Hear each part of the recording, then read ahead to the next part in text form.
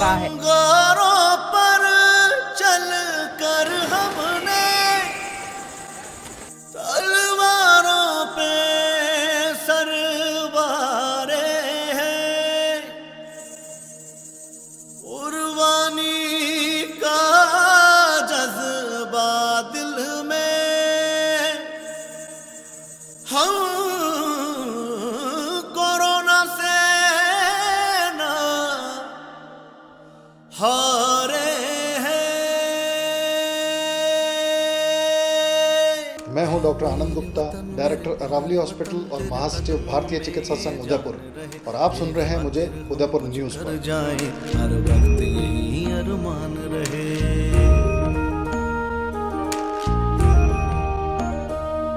भारत की गौरव गाथाएं हमने सदियों दोहराई है, जितने भी दुश्मन आए और मात यहीं पर खाई है। उदयपुर में कोरोना ने जिस रास्ते से प्रवेश किया उसी रास्ते पर बना है अरावली हॉस्पिटल। 1.5 साल में अब तक न जाने कितने लोगों की जिंदगी बचा चुके डॉक्टर्स के लिए यह समय बहुत मुश्किल भरा था, क्योंकि उन्हें अपने परिवार से भी दूर रहना था और संक्रमित मरीजों की भी सेवा करनी थी। ऐसे में अरावली हॉस्पिटल के डायरेक्टर और भारतीय चिकित्सा संघ के महासचिव डॉक्टर आनंद गुप्ता ने पूरे चिकित्सा महकमे को एक नई ऊर्जा और सकारात्मकता के साथ मरीजों को हैंडल करने की अपील की थी। चलिए इस डॉक्टर्स डे पर उदयपुर न्यूज से खास मुलाकात में मिलवाते हैं डॉक्टर आनंद गुप्ता से। डॉक्टर्स डे हम लोग आज सेलिब्रेट कर रहे हैं, लेकिन डॉक्टर्स डे सिर्फ एक दिन का नहीं बल्कि उन 365 दिन और 24/7 आवर्स का है, जब ये चिकित्सक आप और हमारे लिए दिन रात जग रहे थे। पिछले 1.5 साल में शायद कोई डॉक्टर चैन की नींद नहीं सो पाया होगा, और इन्हें जगना इसलिए आवश्यक था क्योंकि आपको भी जगाना था और हमें भी सुरक्षित रखना था। आज डॉक्टर्स डे पर उदयपुर न्यूज़ की टीम तमाम चिकित्सकों को, पूरे डॉक्टर कम्युनिटी को साधुवाद देती है, बधाइयाँ देती है कि आज उनकी वजह से आप और हम सुरक्षित हैं। जिस तरह से हमने आपको अब तक कई डॉक्टर्स से साक्षात्कार करवाया है, उनकी कोविड काल में उनके जो स्ट्रगल थे, किस तरह से उन्होंने मैनेजमेंट किया, उन सब बातों को बताया है। उसी क्रम में हमारे साथ डॉक्टर आनंद गुप्ता जुड़े हुए हैं, जो कि अरावली हॉस्पिटल के डायरेक्टर हैं और भारतीय चिकित्सा संघ के महासचिव भी हैं। हम इनसे बात करेंगे कि पिछला 1.5 साल किस तरह से निकला और किस तरह से मैनेजमेंट कर पाए। सर, स्वागत करता हूँ उदयपुर न्यूज़ में। नमस्कार। कैसे 1.5 साल निकला आपका, और इतना बड़ा हॉस्पिटल्स भी आप संभाल रहे हैं, पूरी डॉक्टर कम्युनिटी से आप रेगुलर कांटेक्ट में रहते हैं। इस 1.5 साल में जो आप लोगों ने काम किया है वो किसी से छुपा नहीं है, बताने की ज़रूरत नहीं है, लेकिन फिर भी किस तरह से मैनेज किया होगा इस समय को? आप सभी को मालूम है कि पिछला 1.5 साल सभी के लिए टेस्टिंग टाइम्स था। ऐसी बीमारी जिसकी किसी को कोई जानकारी नहीं थी, डायग्नोसिस का अभाव था, ट्रीटमेंट के ऑप्शंस का अभाव था, जानकारी का अभाव था। जैसे जैसे गवर्नमेंट द्वारा हमें जानकारी दी जा रही थी, अपडेट दी जा रही थी, वैसे वैसे ट्रीटमेंट को अपडेट किया जा रहा था। फर्स्ट वेव से सेकंड वेव की तरफ आ गए हैं, पर किसी ने भी कहीं अपनी हार नहीं मानी है। हमने अपने बहुत साथियों को खोया है, चिकित्सक साथियों को खोया है, समाज के कई जनों को खोया है, पर मुझे खुशी उस बात की है कि हम 97-98% लोगों को हम बचा पाए, और यहाँ पर हमारा सक्सेस रेट, जो रिकवरी रेट कहलाता है, वो बहुत अच्छा रहा, ताकि हम अपने जनमानस के अंदर ये विश्वास दिला पाए कि उदयपुर के अंदर सारे मेडिकल कॉलेज मिलके, सारे हॉस्पिटल्स मिलके, डायग्नोस्टिक सेंटर मिलके जो उत्कर्ष काम किया है, उसकी वजह से हमारा ये रिजल्ट आया।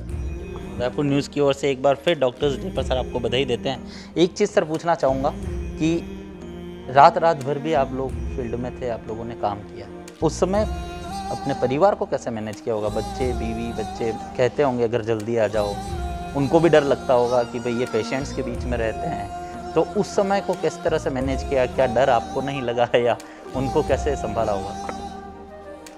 ये उसी तरह से है सर कि अगर फ्रंट पे अगर कोई सैनिक जा रहा है तो उसको पता है कि वो आहत हो सकता है, उसे चोट लग सकती है, गोली लग सकती है। जितने भी मेरे चिकित्सक बंधु हैं, जितना मेरा नर्सिंग स्टाफ है, जितने पैरामेडिकल स्टाफ है, सफाई कर्मचारी हैं, फ्रंट ऑफिस के कर्मचारी हैं, सभी जने एक्सपोज थे। हमें पता था कि ये बीमारी हमें लग सकती है, हम इससे ग्रसित हो सकते हैं, और जांचते बूझते काम करना हमारे लिए हमारा फ़र्ज़ था, ड्यूटी थी, करना ही था। somebody has to own this, उसको अपना जिम्मेदारी लेनी थी, और हमारे से एक भी चिकित्सक बंधु पीछे नहीं हटे। सारा नर्सिंग स्टाफ साथ में रहा, ये बात जानते हुए कि हम इन्फेक्ट हो सकते हैं, ड्यू प्रिकॉशंस लिए गए, अपने परिवार को समझाया गया कि हमें क्यों दूर रहना पड़ेगा, किस तरह के प्रिकॉशंस रखने पड़ेंगे, अलग अलग कमरों में रहना पड़ेगा, बच्चों को हमसे दूर रहना पड़ेगा, किस तरह से मास्क घर के अंदर भी लगाना पड़ेगा, इम्यूनिटी हमारी जो है अच्छी रखनी पड़ेगी, खुराक हमारी अच्छी रखनी पड़ेगी, और इन सबसे ज़्यादा ज़रूरी मानसिक रूप से संतुलन रखना पड़ेगा अपने परिवार के लोगों के बीच में, अपने दोस्तों के बीच में, अपने समाज के बीच में, हमारे चिकित्सक बंधुओं के बीच में विश्वास बना रहे, हौसला बना ले। इसलिए एक साथ सबके साथ में सब खड़े रहे और तभी ये काम साकार रूप से हो पाया कि हम सभी का इलाज इस तरह से कर पाए कि हम कोरोना से कल जीत गए और हमारे पास 1.5 साल में पहली बार 0 केस आए थे। कल 1.5 साल बाद उदयपुर में जो आंकड़ा था वह 0 था।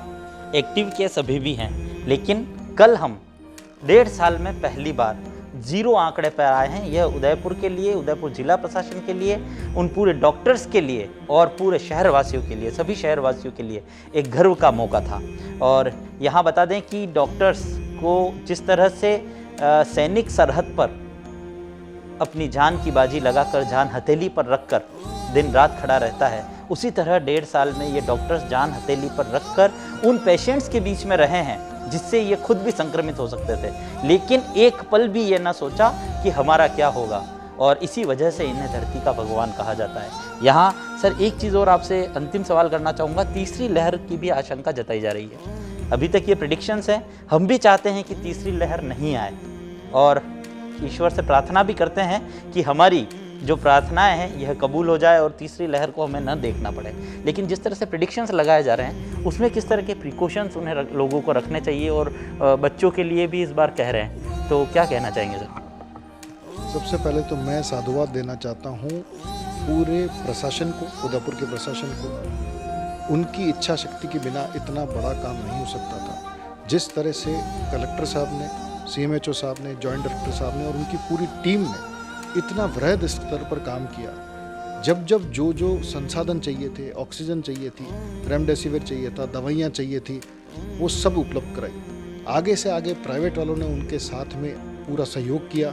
750 बेड सरकारी हॉस्पिटल्स में थे तो 1850 बेड प्राइवेट हॉस्पिटल्स के अंदर थे, और तभी कोरोना का ये सारा काम हो पाया। जहाँ प्राइवेट हॉस्पिटल ने 70% जिम्मेदारी निभाई, 30% सरकारी हॉस्पिटल निभाई, और इस तरह से साझा कार्यक्रम हुआ कि जहाँ पे जिसको जो संसाधन चाहिए था, प्रशासन ने, सरकारी तंत्र ने और प्राइवेट तंत्र ने मिलकर इसको निभाया। और उसी का नतीजा ये है कि आज हमारे पास में तीसरी लहर की जो आशंका कर जताई जा रही है, जैसा कि आप पूछ रहे हैं, यहाँ पर सैकड़ों की तादाद में बेड की व्यवस्था हो गई है। ऑक्सीजन के प्लांट्स 14-15 ऑक्सीजन के प्लांट्स तो लग चुके हैं और भी पाइपलाइन में है। ऑक्सीजन कंसनट्रेटर्स लग गए हैं, बच्चों का अस्पताल तैयार हो गया है। भगवान करे ये तीसरी वेव नहीं आए, बच्चों को ग्रसित न करें, हम तो ऐसी मानते हैं कि ना करें, पर अगर आती भी है तो इस तरह की तैयारी है कि सारे संसाधन अब हमारे पास में है। बीमारी की बहुत जानकारी पहले के मुकाबले हमारे पास ज़्यादा है, दवाइयाँ हमारे पास, संसाधन हमारे पास तब तैयार है। तो ये उम्मीद करते हैं कि अगर ये तीसरी लहर आ भी गई तो हम इससे लड़ने में पहले के मुकाबले में शायद 10 गुना ज़्यादा सक्षम हैं। जाते जाते इस कार्यक्रम में आप सभी लोगों को एक बार फिर बताना चाहूँगा कि ये अरावली हॉस्पिटल के डायरेक्टर डॉक्टर आनंद गुप्ता सर हैं, और ये अरावली हॉस्पिटल उदयपुर में अंबा माता क्षेत्र में आता है, और उदयपुर का जो पहला केस मिला था वो भी इसी क्षेत्र में मिला था।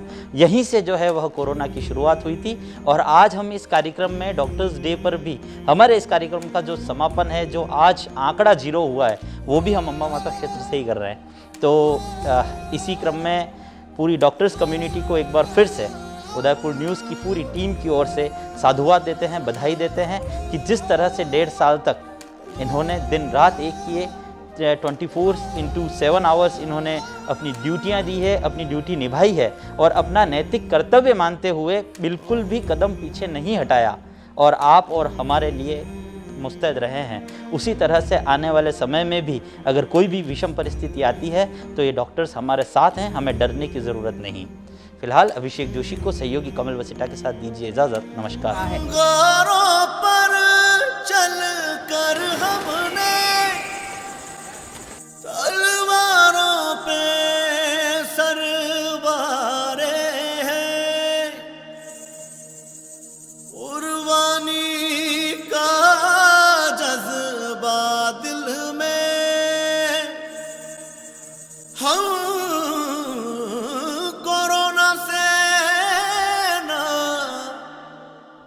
हारे हैं।